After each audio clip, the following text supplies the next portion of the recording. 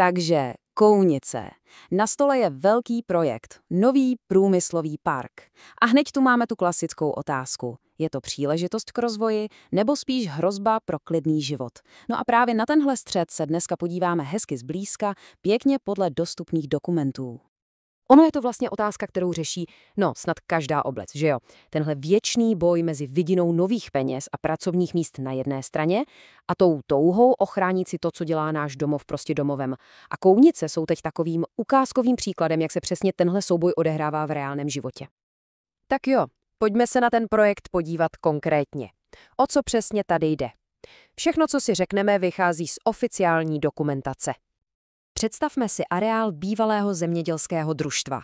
Místo, které možná už léta chátrá a přesně tam mají vyrůst dvě úplně nové moderní haly.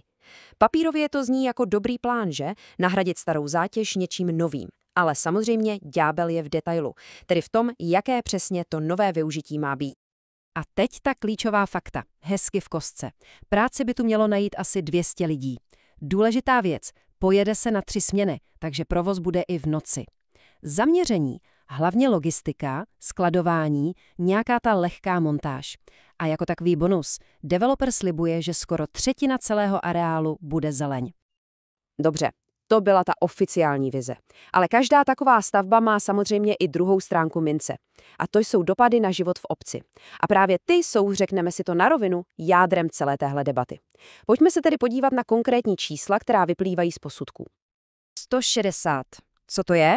To je odhadovaný počet pohybů kamionů za jediný den. Abychom si to představili, 80 jich přijede do areálu a 80 jich zase odjede. To už je pořádný nárůst dopravy. A to je něco, co lidé, kteří tam bydlí, rozhodně pocítí. Pamatujete, jak jsme mluvili o 3směnném provozu?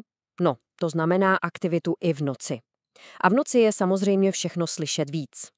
Hluková studie říká, že jenom ventilace a doprava přímo v areálu může v noci dělat až 39 decibelů. Hygienický limit je sice 40, takže se to takzvaně vejde.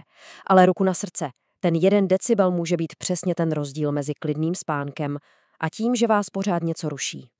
Další číslo, přes 7300 metrů čtverečních.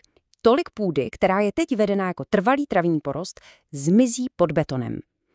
Abychom měli představu, to je víc než celé fotbalové hřiště. Prostě zmizí. A tím ten výčet bohužel nekončí. Dokumentace počítá i s dalšími věcmi. Logicky víc dopravy znamená víc emisí. Pak je tu spotřeba pitné vody. Bavíme se o skoro 5000 kubíků za rok. Noční provoz znamená taky světelné znečištění. A v neposlední řadě celkově se prostě změní ráz krajiny na Nymbursku. Dobře, to jsou tedy ty dopady. Ale co s tím může dělat obec? Má vůbec nějaké páky, jak ovlivnit, co se na jejím území děje? Odpověď zní ano. A ten klíčový nástroj se jmenuje územní plán. Územní plán si můžeme představit jako taková pravidla hry pro celou obec. Je to závazný dokument, který říká, tady se bude stavět, tady bude zeleň, tady bude výroba. Zastupitelstvo tím prostě nastavuje mantinely. A co je absolutně nejdůležitější si pamatovat, tenhle plán není vydesaný do kamene. Dá se změnit. A teď pozor, tohle je naprosto zásadní. Máme tu nález Ústavního soudu, který v podstatě říká, že když obec mění územní plán, tak ochrana životního prostředí a půdy není jen nějaké doporučení. Je to veřejný zájem, který obec musí respektovat. Je to její povinnost. Co si z toho tedy odnést? Za prvé, obec má plné právo ten plán změnit. Za druhé, veřejný zájem, třeba právě ochrana přírody, může být nadřazený soukromému zájmu majitele pozemku. A za třetí, a to je důležité, nikdo nemá 100% jistotu, že se využití jeho pozemků v budoucnu nezmění.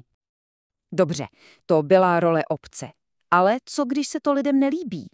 Co když s plány obce nesouhlasí? Jakou roli v tom všem hrají samotní občané? A kdy přichází na řadu soudy? Tak jasně, první krok je být aktivní, chodit na projednání, podávat připomínky, prostě se ozvat. Ale co když někdo tuhle fázi, řekněme, prošvihne? Znamená to, že už se nemůže nijak bránit? Že cesta k soudu je tím pádem zavřená? Tady je odpověď a je to zase důležité rozhodnutí, tentokrát Nejvyššího správního soudu. V podstatě se v ním říká, že i když jste nepodali formální námitku včas, neznamená to automaticky, že nemůžete plán napadnout u soudu. Ty dveře k soudu se vám tím nezavírají. Jenže je tu jedno velké ale. Hned v zápětí ten samý dokument dodává, že soud se na to bude ptát. Bude ho zajímat, proč jste ty námitky tehdy nepodali. Takže ta vaše předchozí pasivita se může v soudní síni řešit a může ovlivnit, jak to celé dopadne. Co z toho plyne? Zkrátka a dobře, soudy neposuzují jen to, jestli je plán v souladu se zákonem. Posuzují i to, jestli se lidé, kterých se to týká, aktivně zajímali, když se o tom rozhodovalo. Jednoduše řečeno, aktivita se počítá a může to být klíčové.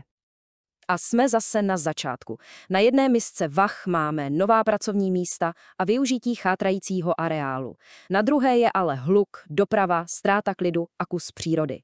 Příběh průmyslového parku v Kounicích tak vlastně dokonale ilustruje tenhle věčný střet zájmů. A ta finální otázka, kterou si musí položit nejen v Kounicích, ale v podstatě v každé obci, ta zůstává. Kde přesně leží ta správná rovnováha?